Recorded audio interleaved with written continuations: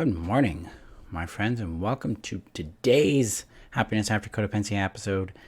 I'm excited to be here. I'm Marshall Bircher, and I'm here to help you restore safety, connection, and your true identity after codependency. So today is another episode of the Bluntcake Series. The Bluntcake Series is blunt. It's a series where I am a little more confronting and direct with particular things that are coming up for codependence, what we must confront in ourselves, what we're doing, what we're not doing, so that we can make the change we need in our world. As a heads up, this is a good time to check in with your capacity. Am I available to receive something that could be confronting for me, something that could be a little activating, so that I have to look inside myself and deal maybe with some guilt or shame that might be a reaction to this, but isn't the intent of these videos. It's always important to check in with yourself on capacity so you know whether or not you're open to or available for something that can be a little more confronting. Today's episode, we are talking about the codependent habit of devaluing other people's love and then idealizing one particular person's love and attention. We tend to do that in codependent fantasy. So before we get to this today, I need to share this out to the community real quick. The community is a place where you can find additional guidance, tools, and support in your journey in restoring real, reliable safety in your life, real, reliable connection, and reconnection back to your true self. So the link is above on Facebook, below on YouTube. If you're watching on YouTube, hit that subscribe button and like this video. And guys, let me know your thoughts below. I'm going to get this shared out now to the group. And that is not the right one, and that is the right one. All right. So I'm going to go gently with ourselves today as we confront this topic. So, are you devaluing the love others give you? So in codependency, we operate on fantasy. Now, fantasy typically includes the idea that a particular type of relationship or a particular person carries a significant kind of value or importance to us. Specifically, it's very significant or important to our sense of value, which then produces a sense of connection and a sense of safety in our world. So it hits those three necessities that codependency is trying to fulfill for us. And in this kind of fantasy, we tend to do two things. We tend to idealize the love and attention of a particular person and a particular relationship type.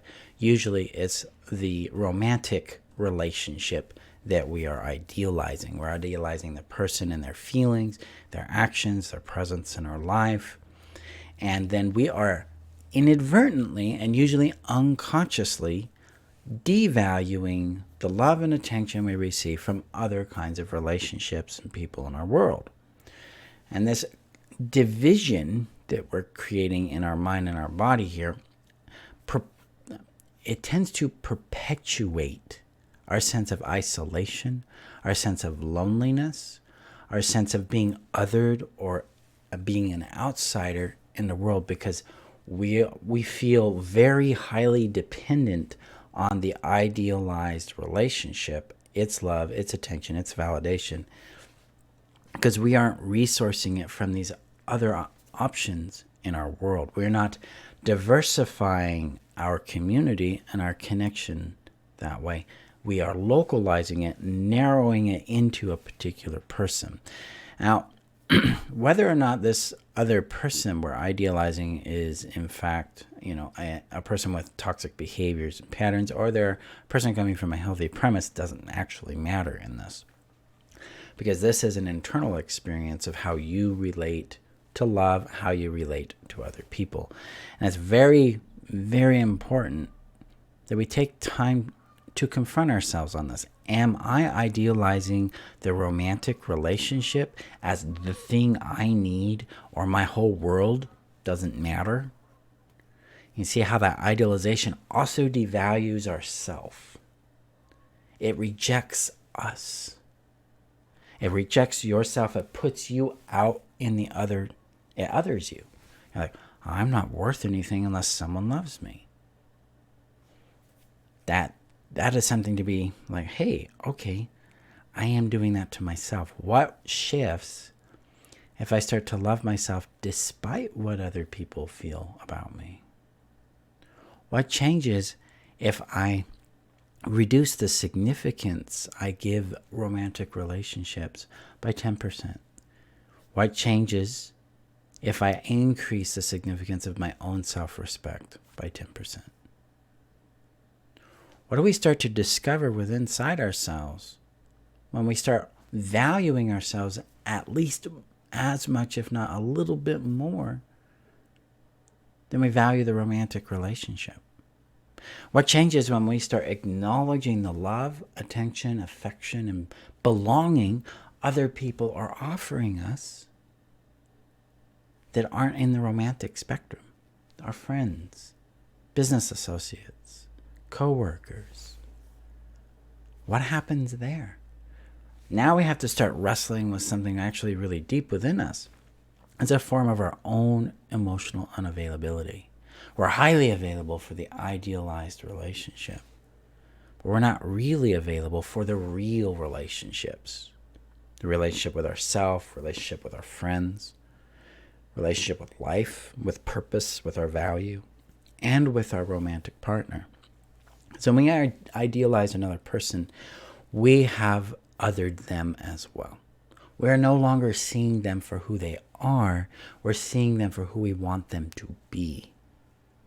And we cannot create connection with a fantasy. We create connection with human beings, with other people, places, and things in our world that are real. But this experience of connection we have in the fantasy is because our brain is creating a simulation for us, and it's not completely moored or anchored in a tangible reality about who this other person is. So when we idealize, we also devalue. And usually what we're idealizing devalues them too, because we're not witnessing reality there. Real love is more about inclusiveness and an embrace of what really is in the moment, what is really being felt, what is being experienced. And then it's in a full-on acknowledgement of it. This is what's real. This is what I'm feeling. This is what I'm experiencing here. And then our value system kicks into gear and we go, well, does this align with what I want in my life? Is this producing outcomes that I want to experience on a regular basis? Is this aligned with the things that I value, the principles that matter to me? And that's where the conditions come in with relationship. We can't get there if we're idealizing and devaluing, because we can't see reality. We can't see ourselves. We can't know ourselves. We can't follow our own intuition, our own brilliance, our own creativity, our own purpose. We can't witness this in others, because the fantasy it creates the mirage. It blinds us to what's really going on. So in today's Bluntcake, take some time to consider where you might be idealizing others and then devaluing yourself and others. And see what shifts if you make them all equal. Like, oh, I'm going to receive this love and attention from my friend with equal respect and care and appreciation as I do from my romantic partner. I'm going to receive and give love to myself the same level I give it to my romantic partner or to my friends. I know this can be confronting. If it is, this is a good chance to take some time to check in with your capacity, to go gently with yourself. If shame, guilt, blame show up in your dynamic, these are programmed responses. These are reactions that need care and love. So when shame shows up in me, I bring love to it. I'm like, I see you. I love you. I care about you. You matter to me. When guilt shows up, I'm like, ooh, I need to find my own power in this. What are the rules and guidelines that I want to follow in my world? When blame shows up, I'm like, what do I need to own? And what do I need to give back that isn't mine? That way, I'm caring for myself and I'm adjusting how I orient to the world. getting further and further away from idealizing and devaluing myself and others. So that is today's blunt cake. Go gently with yourself. Today I'm going to check the concept. I'm going to check the comments here. Pam says, great concept that idealizing devalues. You're welcome. Yeah, you're welcome also, Melanie. Gently with yourselves. There is no need or usefulness for shame or guilt or blame in these things, because we're not, who we are isn't the problem. That there's nothing intrinsically wrong with who we are. Really what we're dealing with here is the skills side of life, which is perception and understanding about what is real, and then the behaviors and tools we implement in order to influence and impact reality. We're just adjusting the perspective world so we can get a more accurate take on reality so that we can then use our skills more effectively. In other words, we're just improving how we relate to ourselves in the world so we can have a more fulfilling, honest, and loving relationship with it. So there you go, my friends. We are just a few days out from this month's free Decoding Codependency Workshop. We're going to be exploring the origin of codependency and the 6 habits, and basically what they try to prevent and what they try to cause in our world. That's happening this coming Wednesday, so come join us. The link is above on Facebook, below on YouTube to enroll.